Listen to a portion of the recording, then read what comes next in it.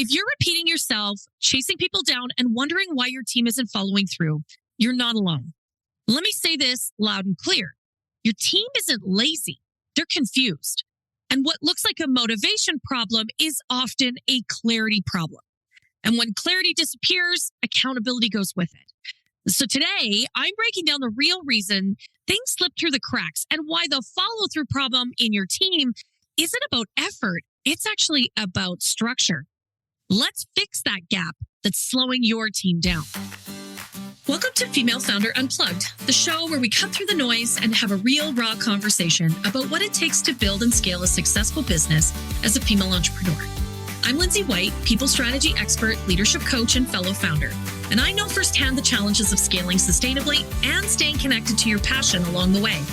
This podcast is for ambitious women just like you, seasoned founders and CEOs navigating the challenges of leadership, team building, and sustainable growth. In each episode, we'll dive into those topics that are most important to you as a female founder. You'll hear honest, no BS conversations about building, growing, and leading a team and culture so that you can grow without losing yourself in the process. Because let's be real, entrepreneurship can feel isolating, and leadership doesn't come with a roadmap. If you've ever struggled with the pressure of running a business, felt overwhelmed by growing your team, or wondered, how do I scale without sacrificing my vision and my purpose? You're in the right place. Let's get unplugged. Hello, my friend. Welcome back to the Female Founder Unplugged. I'm always so happy to have you with me for these conversations. And this is one that's been popping up a lot. I'm hearing this frequently, particularly from the founders that I work with and some of them in my LPC accelerator. Like, this is a very present conversation. You know, I'm hearing things like, I feel like they're great people, but I'm constantly following up. I feel like I'm micromanaging and I hate it. And why can't they just do what we talked about? I feel like I've given them lots of instruction, lots of opportunity to ask questions, and they're still not delivering. Does any of this sound familiar to you? Well, let me tell you about one of my clients and what's happening with her. And we're going to call her Dana.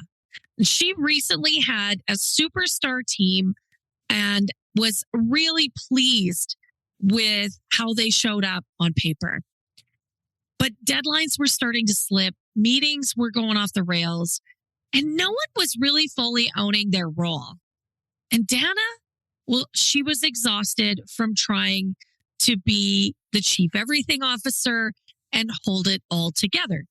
And the problem really wasn't the people, it wasn't this superstar team that she had. It was really the missing framework, the thing that was absent from her and her team. And what was that? Well, she didn't have a system for accountability, just reminders and checklists and frustration and unspoken expectations. That's really what she had. And what was happening is Dana and her team were just really spinning her wheels. What we recognized through some of the work we're doing together is that they were actually confused. They did not feel like they had the clarity they needed. And Dana was actually micromanaging in a way that felt really uncomfortable for her. And so that actually led to this conversation we're having today. So let's dive into that a little bit. You know, the first question I think is, where does that accountability break down? And so let's unpack that. Accountability falls apart in small but mighty teams for a number of reasons. So reason number one is vague expectations. Like, if your team isn't crystal clear on what needs to be done, by when, and what success looks like, you're setting them up to miss the mark. And so what I find often happens, and this happened for Dana, is that we had 2 out of the 3. Sometimes we only had 1 out of the 3. So we have to make sure that there is absolute clarity, again, on what needs to be done, when it needs to be done, and what success looks like when we're finished. Number 2 is that there's no consequences. There's no fallout, right? When something happens, or on the other hand, when it goes really well, right? So accountability just does not work unless we have a really great feedback loop. When we ignore missed deadlines, or worse, when we reward low standards, right? So, hey, you didn't deliver, and it's okay that you took Friday off, right? What happens is we actually start to reward the wrong behavior, and the culture adapts in the direction we don't want it to go. So we really have to think about, what is the feedback loop here? How are we celebrating when people find success or they create a really positive result? We need to pause. We need to talk about that. How did we get there? How do we keep doing that? How do we even get better?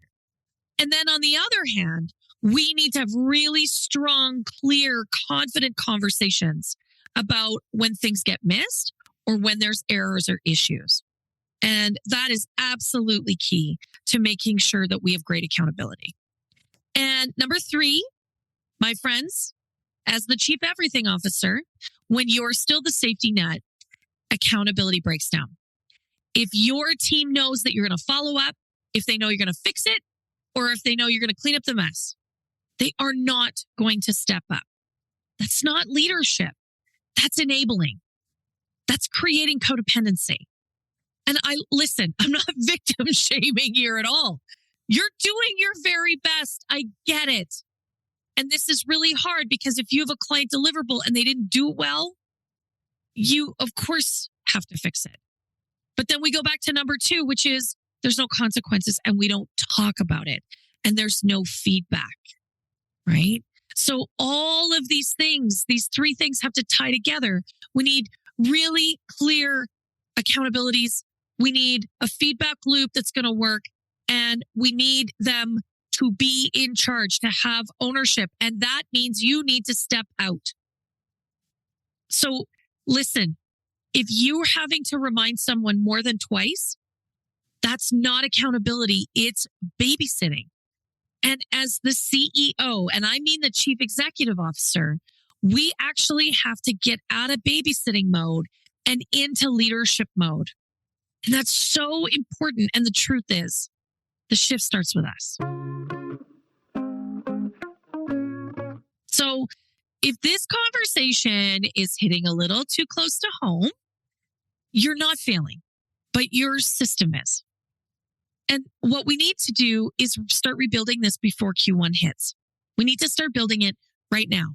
And what you can do to start that is to book a Spark session with me. And in 1 hour, we'll map out how to create clear expectations, some follow-through systems so you can give great feedback, and a culture where accountability really starts to shift and stick. So I'll put the link in the show notes, or you can head over to highvoltageleadership.ca. You can book a Spark session with me right now. Again, it's 1 hour. We're going to tackle this one problem, and we're going to give you the roadmap to shift it starting today. So how do we do that? Like what, you're probably saying, like, what do you do to actually build really true accountability? Well, here's what actually works. Again, we create clear ownership. Every task, every project, every outcome is going to have an owner. Even if there's multiple people working on it, we need someone who has ultimate ownership, not the group, not the team, one name.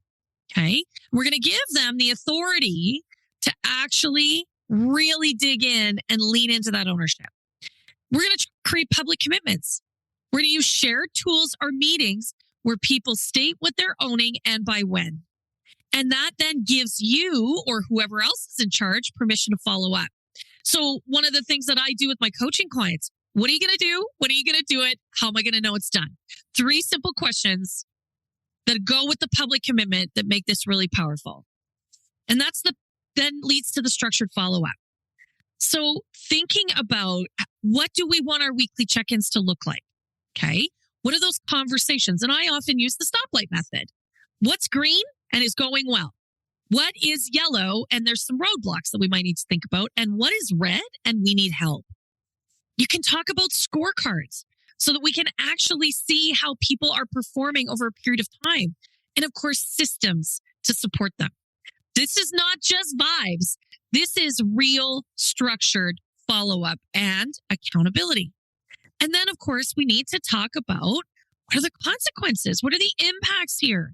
So missed deadlines, mistakes, they all have impact. We're not talking about punishment. Okay. Not punishing anybody. That's never works. Carrot, the stick doesn't happen. What we're talking about is realignment. Celebration when we really deliver, and then course correction when we don't. And how do we get to that faster? It's through quality feedback. And you need to stop being the reminder machine and stop being the leader who builds a team that follows through. All right. So imagine, my friend, how do you shift from babysitter to boundaried leader? I want you to think about this for a moment. Projects that are complete before the deadline. Your team is owning their work without you chasing and feeling like you're a micromanager. You don't have to double check. You just trust the system and you trust your people to execute. And when things do go off track, you have a clear plan to address it. And actually, if you're doing this right, they should be coming to you in the weekly meeting and saying, hey, listen, I can see this is already yellow. We are already in trouble. There are some roadblocks. There's some problems and I need your help. Here's what I'm thinking, right? So now they're actually being strategic. And that's not just a pipe dream. You can actually build that. It's really about the way you lead people in a very strategic way. And this is the difference between just having a team and having a team that actually drives your business forward. This is about the difference between having people who are doing work for you. And listen, I get it. That's important. You have a lot of things on your plate and you're trying to delegate those things off your plate. I think that is crucial. But what we want to do is actually delegate those things to people who understand what the accountability is. They take incredible ownership of it. They feel real pride in the work they do, and they understand how that work is connected to how you're moving the business forward, how you're accomplishing goals, how you're driving revenue. That's the key. That's the key, my friend. Okay. If you're tired of chasing your team down, picking up the pieces, having to feel like a micromanager, which stinks, none of us want to feel that way, then let's fix this accountability gap on your team. Q1 is coming fast. I know, I can't believe it's almost the end of the year. You can book a Spark session now so that we can start to build the system before the pressure really piles on. Again, 1 hour, we're going to really get after this one problem, and we're going to give you a roadmap so that you can actually start shifting the accountability on your team. My friends, it's that simple.